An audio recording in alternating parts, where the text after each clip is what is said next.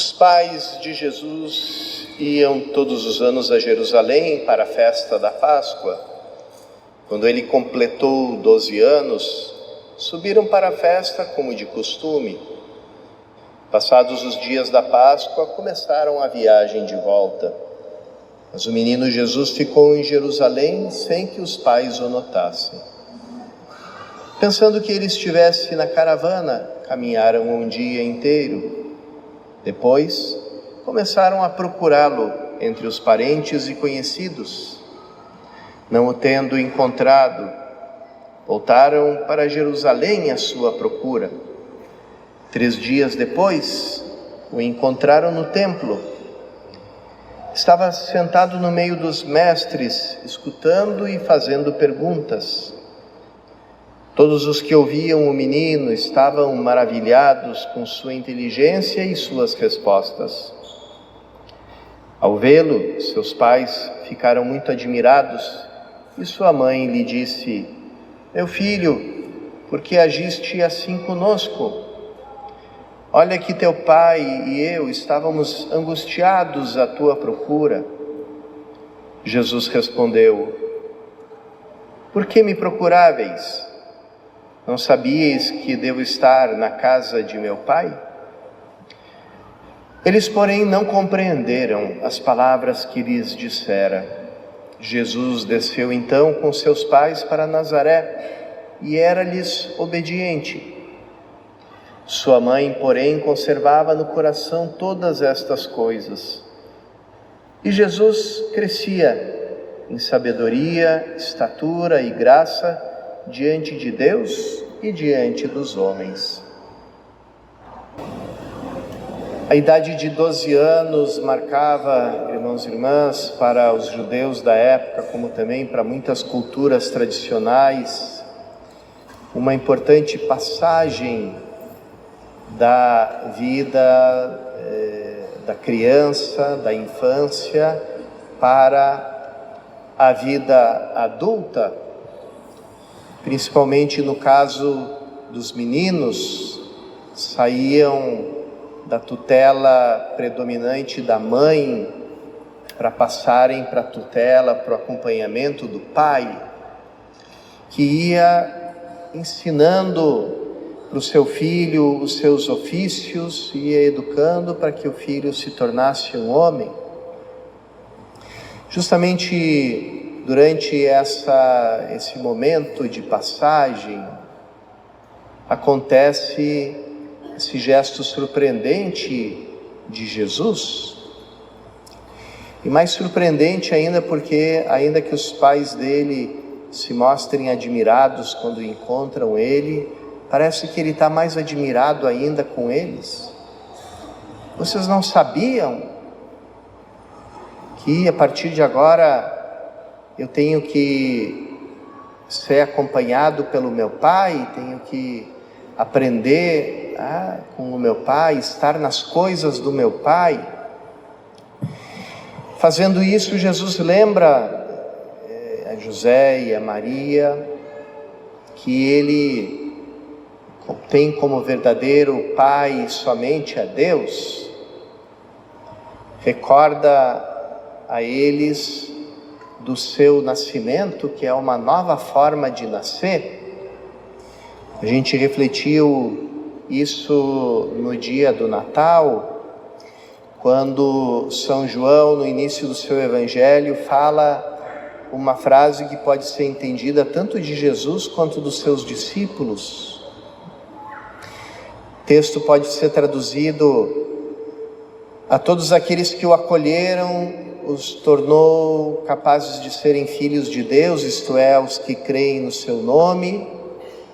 E ali vem a frase que pode se aplicar tanto para Jesus como para os cristãos: quem não nasceu da carne, nem do sangue, nem da vontade da carne, nem da vontade do varão, mas de Deus. E é esse o novo nascimento pelo qual nós também no nosso batismo renascemos, voltamos a nascer do alto, da água e do Espírito.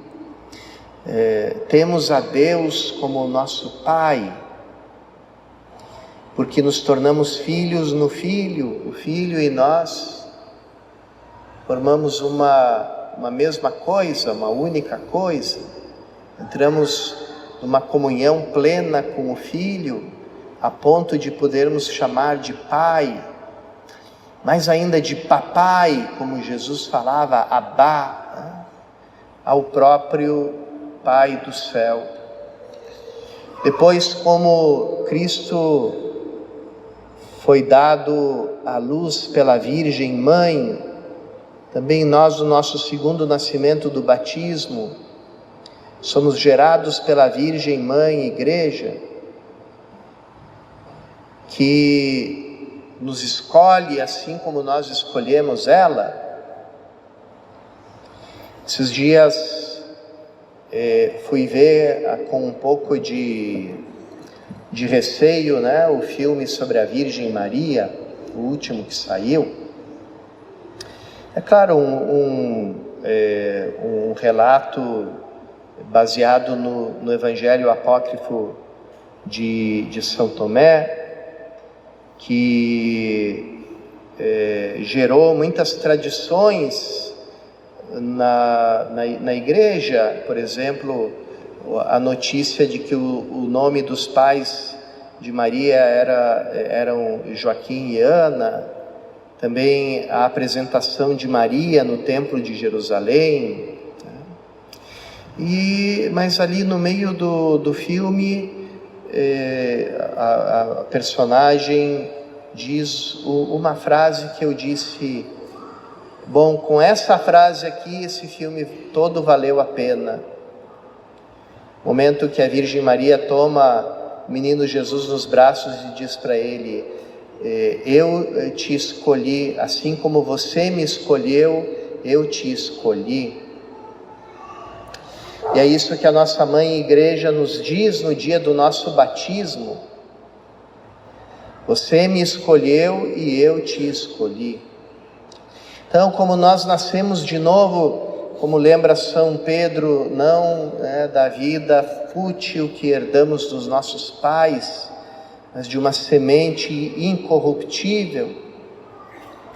Então, ali nasce também uma nova liberdade com relação aos vínculos da família, uma liberdade que Jesus depois vai reafirmar outras vezes, como naquela passagem que também deixa muitos desconcertados, Mestre, estão aí fora tua mãe e teus irmãos. E Jesus pergunta: quem é minha mãe? Quem são meus irmãos? E olha para os discípulos e diz: está aqui, então aqui é minha mãe e os meus irmãos. Quem ouve as minhas palavras e coloca em prática, esse é meu irmão, minha irmã e minha mãe. Então, esse novo nascimento inaugura uma nova liberdade, até mesmo com relação aos nossos laços naturais. E aí a gente pergunta: o que Jesus vai fazer com a liberdade que ele proclama diante de Maria e José no templo? E a gente continua lendo o livro o Evangelho de São Lucas, e o que aconteceu com Jesus depois disso. E diz o texto: Jesus desceu com seus pais para Nazaré e era-lhes obediente. Então aí a gente pode perguntar: bom, então para que toda essa liberdade se no final ele vai ser obediente? Então essa obediência de Jesus, ela está transfigurada, ela está transubstanciada. Como toda criança, como todo menino, como todo jovem, ele vai obedecer aos seus pais, mas vai obedecer a eles por um novo princípio, um princípio de comunhão, um princípio de amor.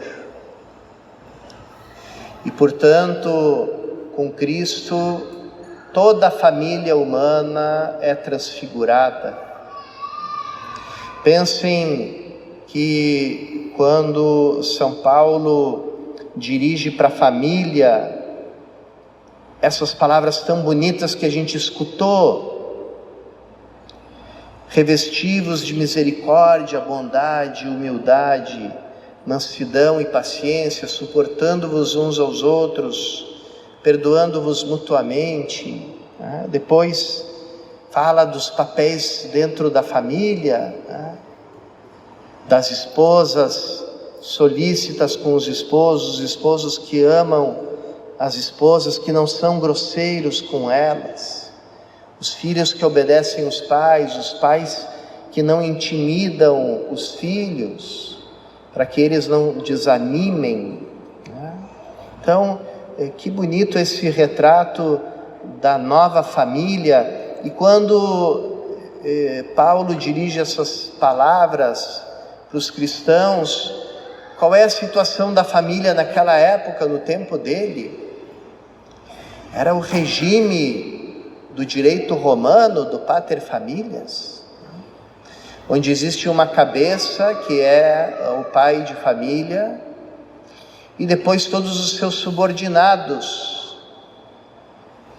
ou seja, a esposa, os filhos e os escravos, porque quando o romano dizia família, significava tudo isso: a mulher, os filhos e os escravos da casa também, tudo no mesmo, mais ou menos no mesmo patamar.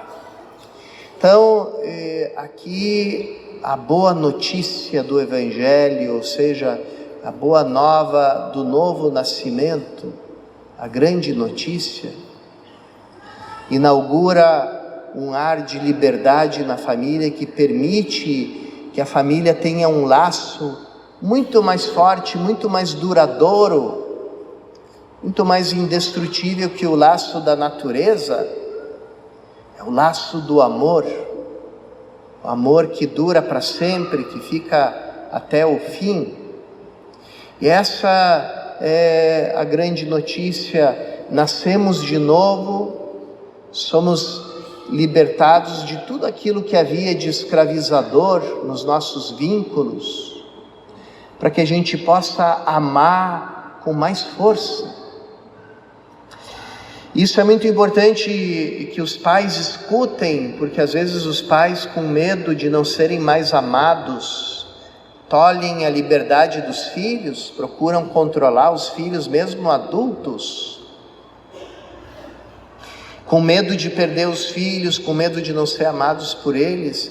É que a gente sempre deve repetir: deixa livre o teu filho, porque quanto mais livre ele for, mais vai ser possível o amor dele por ti, e portanto maior ainda vai ser esse amor por ti, porque, de novo, a liberdade é o ar que o amor respira. Então a gente tem aqui a realidade da família inteiramente transfigurada, inteiramente mudada, uma família nova que pertence justamente a esse novo céu, a nova terra, a nova criação que Jesus inaugura e da qual nós fazemos parte também desde o nosso batismo. É justamente essa família fundada no amor que se torna invencível e indestrutível. E é por isso que o mundo tem tanta raiva dessa família, porque ela não permite que se exerça sobre as pessoas uma tirania incontrolável. Lembro essa filósofa judia, Hannah Arendt, que diz: qual é a essência do totalitarismo? É quando não existe nenhuma sociedade intermediária entre o poder supremo de um Estado, de um tirano, e o indivíduo. E por isso todos os tiranos de todas as épocas, de todos os espectros, lados do espectro político, todos eles tentam destruir a família, porque a família é a última trava, é a última garantia contra um poder absoluto. E, é claro, não só por isso, irmãos e irmãs, mas por todo o significado da família como o lugar do Evangelho, como lugar da salvação, como lugar da santificação, nós devemos sempre amar, custodiar, promover e defender a família. Peçamos para isso a intercessão de Maria e José junto a Jesus, e que essa intercessão fortaleça os nossos laços, aumente a nossa liberdade interior para que a gente possa amar mais, amar de forma plena e assim fazer das nossas famílias um reflexo da Trindade Santa de Deus.